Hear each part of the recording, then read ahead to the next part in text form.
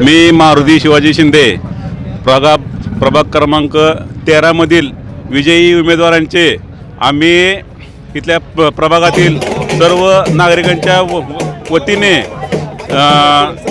भव्य नागरिक सत्कार केलेला आहे आणि 20 फुटी हार आणून क्रेनच्या साहाय्याने आम्ही त्यांचा विजयी उमेदवारांचा सत्कार केलेला आहे आणि आमचे नेते भगीरथदादा भालके यांचाही सत्कार केलेला आहे। आणि दादांनी आम्हाला यात दादांनी किंवा नागेश भोसले आणि धोत्रे रुक्मिणीताई धोत्रे यांनी तिघांनी आम्हाला म्हणले की तुमचे काय कामं वार्डातले प्रभागातील कामं असतील ते आम्हाला तात्काळ तुम्ही सांगा आणि तुमचे आम्ही कामं उद्यापासून 2 दिवसांपासून आम्ही 24 तास तुमच्या सेवेसाठी तत्पर आहे।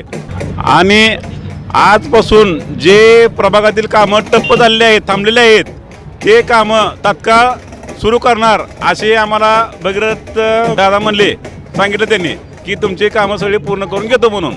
माझे नाव विश्वंभर नारायण काशीद, राहणार मनीषानगर पंढरपूर। तर आत्ताच जे आपल्या महानगरपालिकेचे निवडणूक झाली याच्यामध्ये जे प्रणितताई भालकेंनी जी आश्वासन दिली होती, पंढरपूरचे ज्या विकासाची कामं बरीच म्हणजे आपली राहिलेली आहेत, पेंडिंग रस्त्याची असतील, ह्याच्या स्वच्छतागृहाची असतील, ती कामं आपल्या पंढरपूरवासियांना पूर्णपणे करून मिळतील आणि 5 वर्षात जो पंढरपूरचा विकास राहिला आहे तो विकास पूर्णपणे करून देतील याची आम्हाला पूर्णपणे खात्री आहे। या आत्ताचं जे निवडून आलेलं मंडळ आहे, नगरपालिकेची सगळी नगरसेवक आहेत, ते आपल्याला चांगल्या तऱ्हेने काम करून देतील अशी अपेक्षा व्यक्त करतो। Sanjay Baburao Ghule Patil, Manishanagar Pandharpur, ward number 13।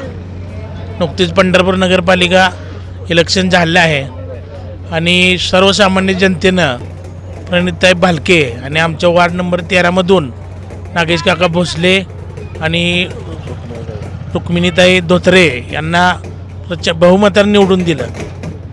गेले 8-10 वर्ष झालं पंढरपूरचा विकास खुंटला होता। ताईंनी सांगितलं की धूळमुक्त पंढरपूर करू, लघुसंख्येसाठी कुठल्या महिलांना पुरुषांना अजिबात सेवा नाही, पंढरपुरात स्वच्छता नाही, आरोग्य नाही, हा मुद्दा गाजला आणि सर्वसामान्य जनतेनं हा कौल दिला आणि पंढरपूर धूळमुक्त आणि एक विठ्ठलाची नगरी म्हणून पंढरपूर अतिशय आदर्श शहर झालं पाहिजे।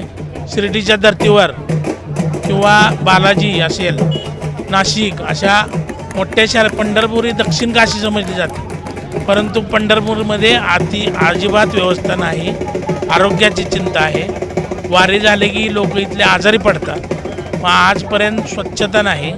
म्हणून पंढरपूर नगरपालिकेनं आज सर्वसामान्य जनतेनं पंढरपूरमध्ये बदल घडवला आणि आम्हाला खात्री आहे की येणारे हे जे प्रतिनिधी आम्ही निवडून दिलेत ते नक्कीच ही कामं करतील।